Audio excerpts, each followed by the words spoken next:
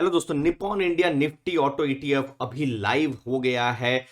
इस ईटीएफ के बारे में बात करेंगे, आपके लिए सही है या नहीं है, उसके बारे में बात करेंगे। ये ईटीएफ में क्या है, क्या विशेषताएं हैं, सब कुछ दोस्तों इस वीडियो में बात करेंगे और हर बार की तरह सिंप्लीफाई करके बहुत ही आसानी से आपको हम बताएंगे दोस्तों। अब देखिए, निप्पॉन इंडिया ऑटो ईटीएफ, ये ईटीएफ जनवरी 5 से जनवरी 14, हाँ 14 तारीख तक ये ईटीएफ ओपन है। और ये क्या करेगा, रेप्लिकेट करेगा ऑलरेडी एक निफ्टी ऑटो इंडेक्स टीआरआई करके है, not Nifty auto index.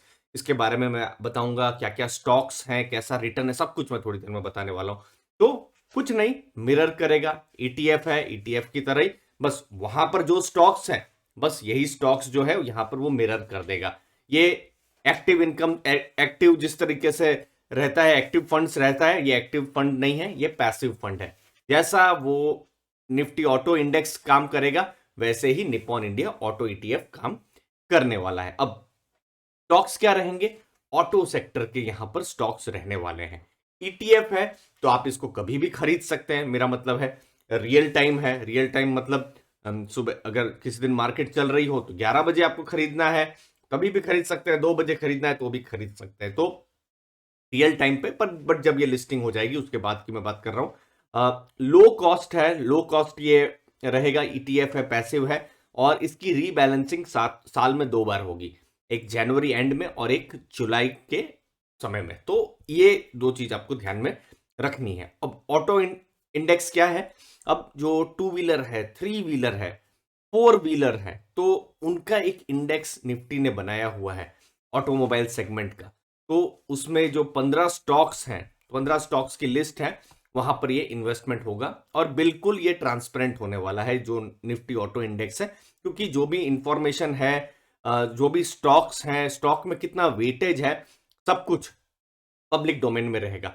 Auto sector ही क्यों, अब देखिए, ऑटो सेक्टर एक साइक्लिकल सेक्टर है, ये चीज मैं मानता हूं, और मैं ये भी मानता हूं कि रिस्की सेक्टर है। बट ऑटो सेक्टर में अभी अगले कुछ सालों में कुछ कहते हैं ना, थोड़ा मंथन हो रहा है, चेंजेस हो रहे हैं, ट्रांजिशन हो रहा है। क्योंकि पेट्रोल डीजल था, पेट्रोल डीजल से इलेक्ट्रिक व्हीकल की थीम आ रही है, फिर ट्रांजिशन थीम सीएनजी की भी थीम की बात हो रही है, वो भी एक चीज है।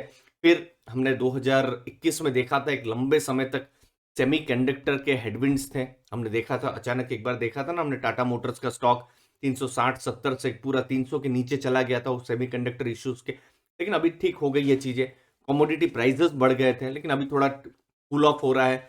बाकी पर्सनल मोबिलिटी, जो लोग शायद साइकिल में है, 2 व्हीलर चाहते हैं, जिनके पास ऑलरेडी पेट्रोल 2 व्हीलर है शायद वो इलेक्ट्रिक में शिफ्ट करना चाहते हैं, जिनके पास 3 व्हीलर है वो सीएनजी लेना चाहते हैं, जिनके पास 4 व्हीलर है वो भी शायद सीएनजी लेना चाहते हैं। तो एक पर्सनल मोबिलिटी भी एक कोविड के बाद एक लोगों में भी एक इंटरेस्ट जगा है कि जितना जल्दी हो सके पर्सनल मोबिलिटी पर भी फोकस किया जा सके। अब इस इंडेक्स के बारे में बात करते हैं। इसका अगर 5 साल का रिटर्न देखेंगे तो इसने एफडी को भी बीट नहीं किया है, ये चीज आपको ध्यान में रखनी है। इस इंडेक्स ने एफडी को भी बीट नहीं किया हुआ है, लगभग 5% का रिटर्न है। स्टैंडर्ड डेविएशन 24.19 है, बहुत ज्यादा है। निफ्टी का जो स्टैंडर्ड डेविएशन है उससे भी ये ज्यादा है। मतलब एक चीज समझ में आ रही है कि ये जो इंडेक्स है, यहां पर आप रिस्क ज्यादा ले रहे हैं और आपको रिटर्न ज्यादा नहीं मिला है। ये पास्ट का डेटा है, बट फ्यूचर में तो यही बेट किया जा रहा है कि नहीं, ये इंडेक्स अच्छा करेगा, इनके स्टॉक्स अच्छा करेंगे, प्रॉफिट्स में आएंगे। तो ये एक इंपॉर्टेंट चीज है। पी रेशियो 60 है, 60 क्यों होगा, क्योंकि अर्निंग्स इनकी भले कम होगी, क्योंकि 2020-21 में ऑटो सेक्टर को एक नेगेटिव इफेक्ट पड़ा हुआ था, तो इसीलिए हो सकता है कि अर्निंग्स जो है थोड़ी कम दिख रही है। सिमिलरली प्राइस टू बुक थोड़ा ज्यादा दिख रहा है, डिविडेंड यील्ड 1% के आसपास ही है, जो कि निफ्टी की जो डिविडेंड यील्ड है उसके आसपास है। टोटल रिटर्न अगर 1 साल का देखेंगे तो 20% है, जो कि मुझे लगता है 1 साल में भी निफ्टी को इसने बीट नहीं किया। तो यहां पर रिस्क रिवॉर्ड आपको समझ में रखना है। साइक्लिकल सेक्टर है, 2 साल बहुत अच्छा परफॉर्म करते हैं, फिर 3 साल शायद इतना अच्छा परफॉर्म नहीं कर सके। स्टॉक्स के बारे में बात करता हूं, सबसे ज्यादा जो वेटेज है वो है मारुति सुजुकी का, फिर है टाटा मोटर्स का, फिर है महिंद्रा एंड महिंद्रा का। आप देख सकते हैं 50% से ऊपर तो इन्हीं 3 स्टॉक्स पर ही ये इंडेक्स एक तरीके से टिका हुआ है। उसके बाद जो मेजर स्टॉक्स हैं, बजाज ऑटो है, आइशर है, हीरो मोटो कॉर्प है, बालकृष्णा है, भारत फोर्ज है, अशोक लेलैंड है, ट्यूब इन्वेस्टमेंट है।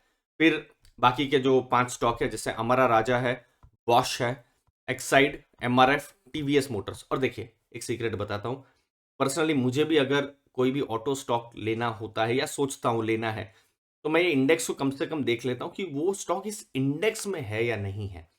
अगर नहीं है तो फिर मैं बहुत ज़्यादा डिटेल में रिस्क में मैं जाना अवॉइड करता हूँ, क्योंकि इस इंडेक्स ने ही बता दिया है कि उनको ऐसा लगता है ये 15 स्टॉक हैं, तो हमारे लिए भी आसान हो जाता है। इनमें से कुछ स्टॉक्स हमारे लिए भी है, मेरे भी पोर्टफोलियो में है। तो ये एक इंडेक्स ही है, पूरी auto, auto ancillary, two wheeler, three wheeler सबको इसने इस इंडेक्स में दिया है, और पूरे इतनी सारे स्टॉक्स में से खाली 15 स्टॉक्स को उन्होंने चुना हुआ है।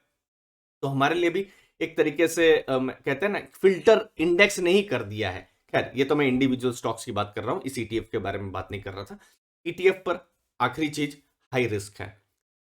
मेरे जैसा इन्वेस्टर आप जानते ही हैं, जैसे मैं रिटायर्ड हूं तो मैं बहुत हाई रिस्क नहीं ले सकता। सेक्टोरल मैंने इससे पहले भी ईटीएफ्स तो नहीं, मैंने सेक्टोरल म्यूचुअल फंड्स लिए थे, थेमेटिक म्यूचुअल फंड्स। मेरा एक्सपीरियंस बहुत ही अच्छा नहीं रहा था। बट ये आपके रिस्क पर है, आप कितना लॉन्ग टर्म देख रहे हैं। सही टाइम में इंटर और सही टाइम में एग्जिट कर जाए तो बहुत अच्छा रिटर्न भी मिले। तो सेक्टोरल कॉन्सेंट्रेशन है ऑटो सेक्टर पर, ये रिकवरी पर ये सोचा जा रहा है। अगर आप सोचते हैं कि हाँ ऑटो सेक्टर में रिकवरी हो सकती है, या ये जो ट्रांजिशन है चाहे वो एलएनजी में हो या फिर ईवी में हो, तो वो अच्छा हो सकता है। बाकी सेक्टर पर है, स्टॉक के परफॉर्मेंस पर है कि जो भी हमने स्टॉक देखे, चाहे मारुति, टाटा मोटर्स या महिंद्रा, बजाज, हीरो, इन सब के परफॉर्मेंस पर है।